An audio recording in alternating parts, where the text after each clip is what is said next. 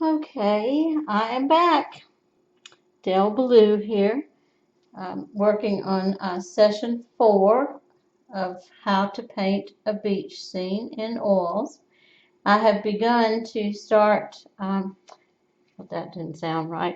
I've begun with the sand, the wet sand on this session.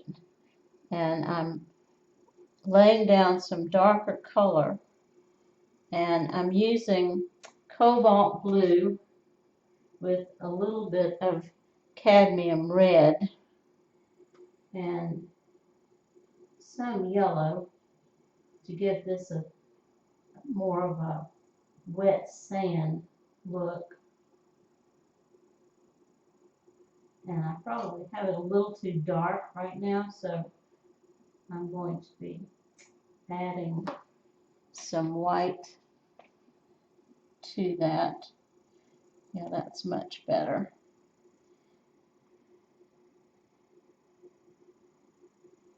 Wet sand is basically the same color that it is when it's dry, except it's darker. Unlike shadow colors that are basically dark blue. So I'm just going to start down here and move up.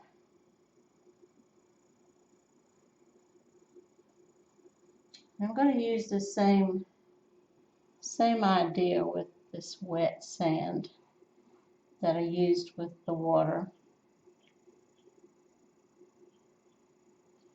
And I'll show you in a moment what we do to create the idea of the water having come in. Pick up a little bit of this color.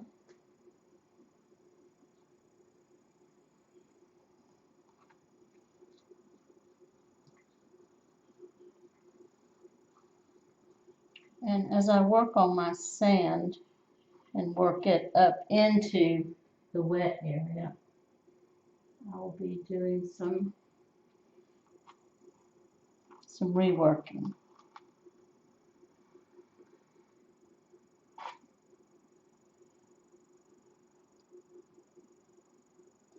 Working with the water and the sand, and I guess to some extent clouds as well, really requires a better sense of blending the colors. Again, not to over blend, but to create in the process something that is somewhat real but interesting.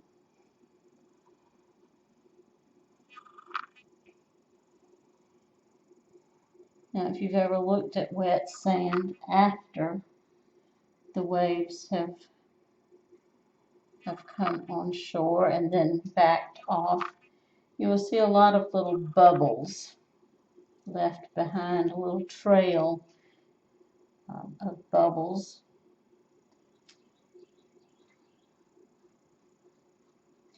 And that we will need to do after the sand is dry. But one thing you will notice is that as the waves come in and go back out, they leave a kind of scalloped look, which we'll be developing with our white.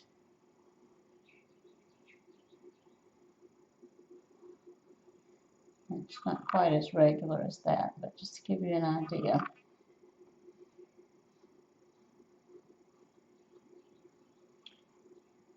And also, while the waves pretty much come in about the same distance each time, they're not regular by any means.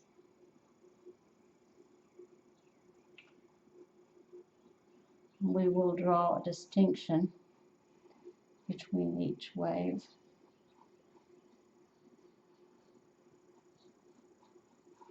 And if you put down some of these wet sand colors, You can choose how much to leave and how much to cover up. I'm not moving all the way up into where my waves are going to be breaking. But I can make those decisions as I go along.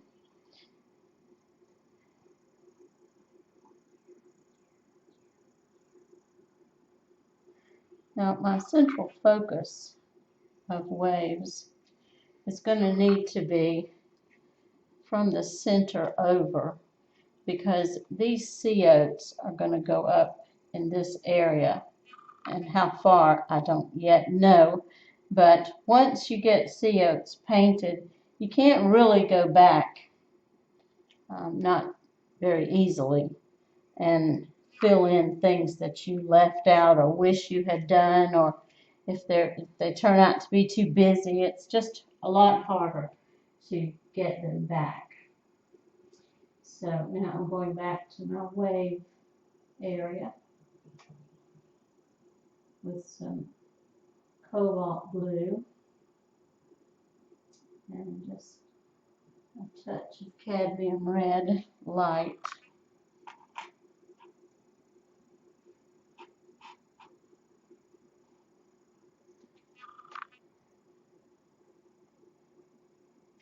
With some of my medium.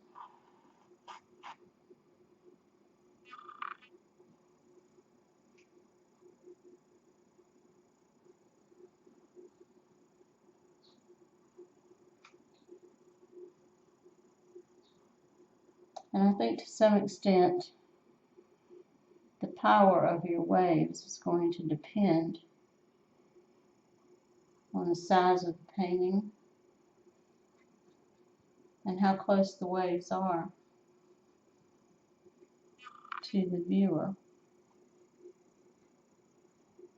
And basically it's personal preference as well.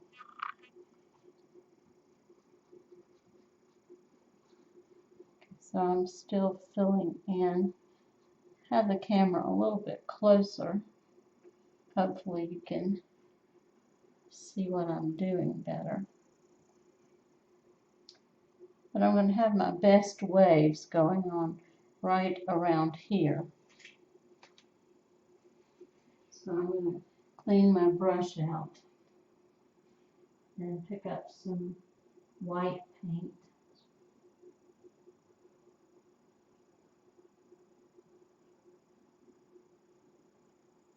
Pretty good bit of it on the corner of my brush. And this wave is going to be one of those that has just folded over and the water has just touched the surface.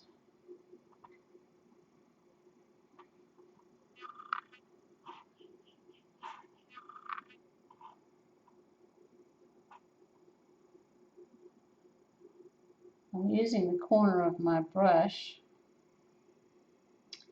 and I broke that up just a little bit.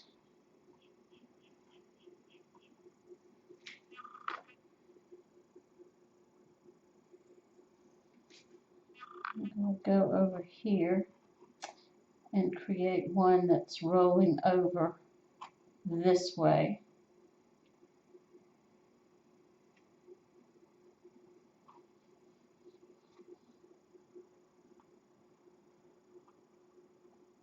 You notice I'm touching my finger in this other wet paint, but not to worry, not to worry.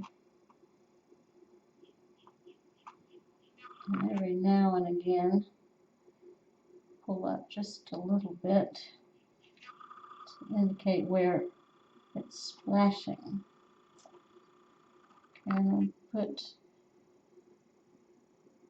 a smaller area over here to indicate this is one that's already flattened out.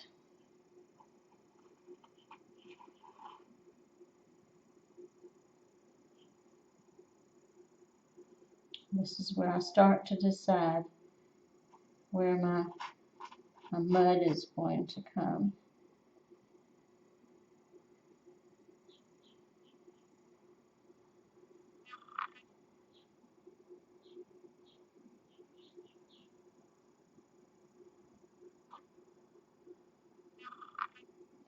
And you know, this was kind of a mistake right here, but I like it, so I'm going to utilize it. Because these waves will have come down here in various degrees and would have left.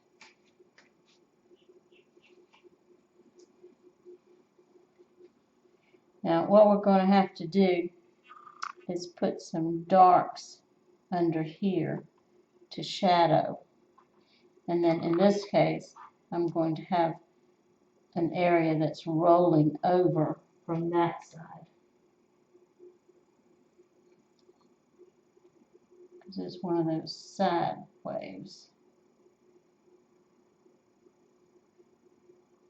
And I'll come back with a tiny brush and put some wave marks.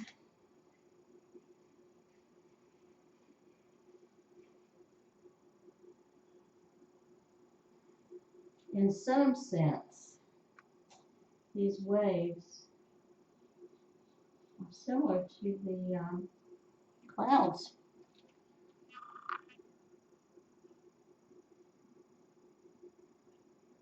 I'm just using the finest touch under these waves. That's a little bit too much on that one. And I've put a little alizarin crimson in here. Remember, I like alizarin crimson.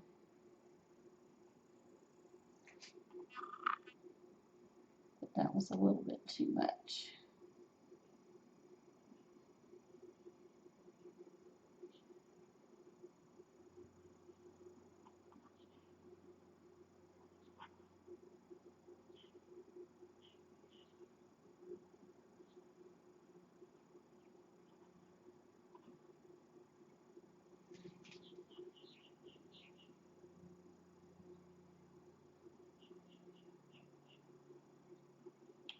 So I really kind of used the same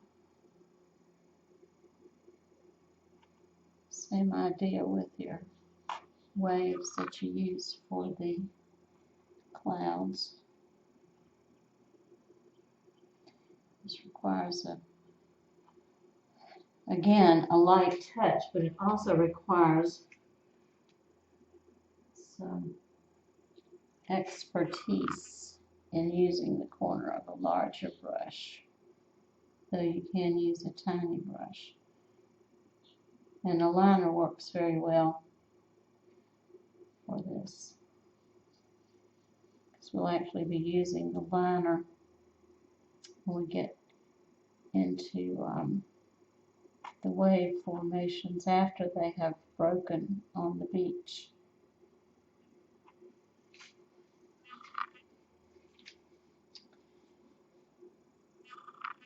I've cleaned my brush off somewhat.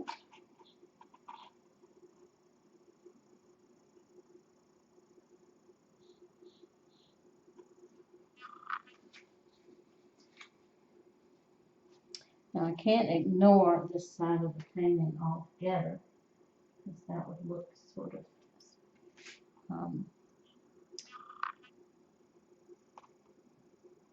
unnatural, I guess.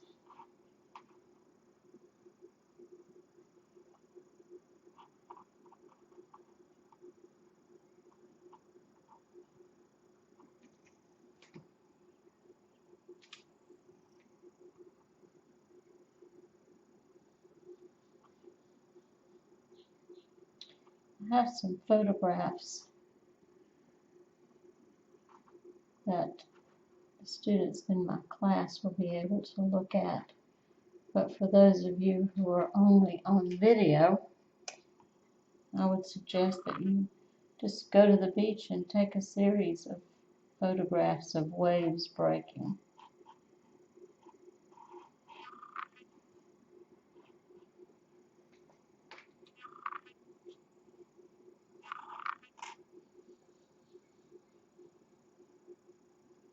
You deserve a break today.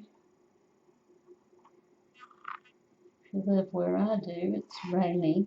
Might not be a good day to be wandering around on the beach without an umbrella. But the lighting will be wonderful because it's cloudy and overcast. And that's pretty much what our beach is going to be, cloudy and overcast. I just don't like to have to deal with shadows.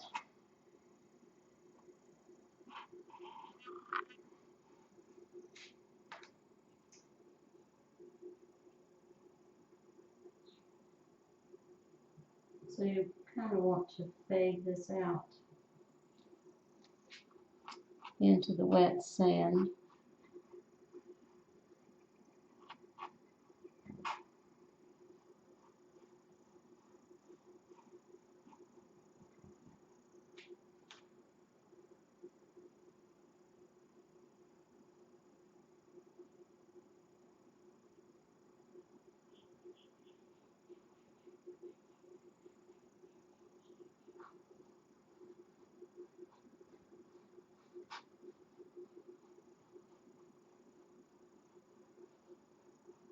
And instead of footprints on the sand, I have fingerprints all over my sand.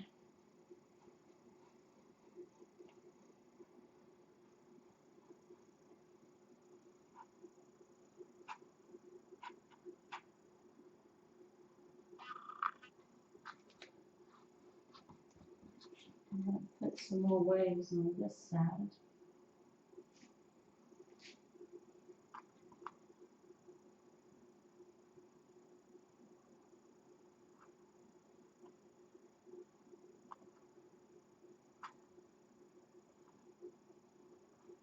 These are kind of low tide waves.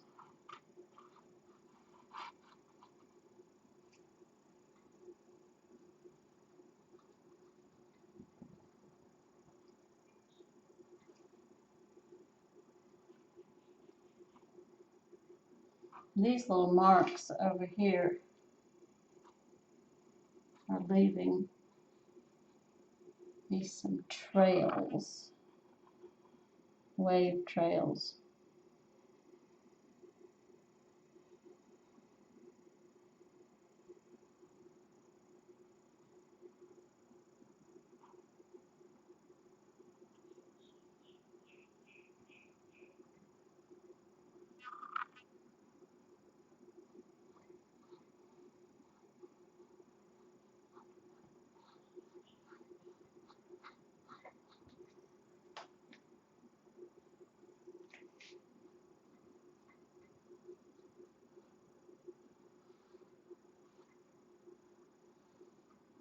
So if you can see, what I have is several shades of blue and brown that are kind of weaving in and out. And when I come back after this is dry, I will decide which ones to emphasize and which ones to eliminate.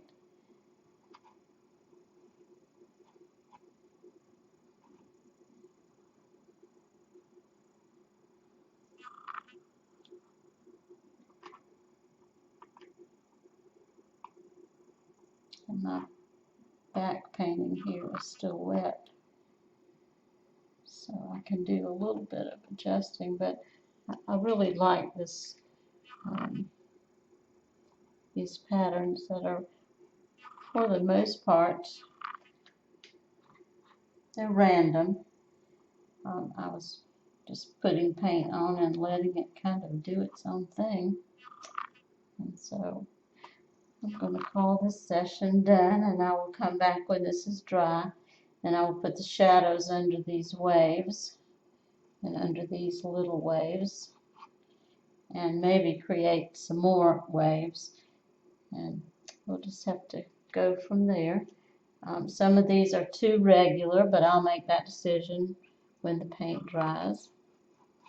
So in the meantime, happy painting, and I shall return.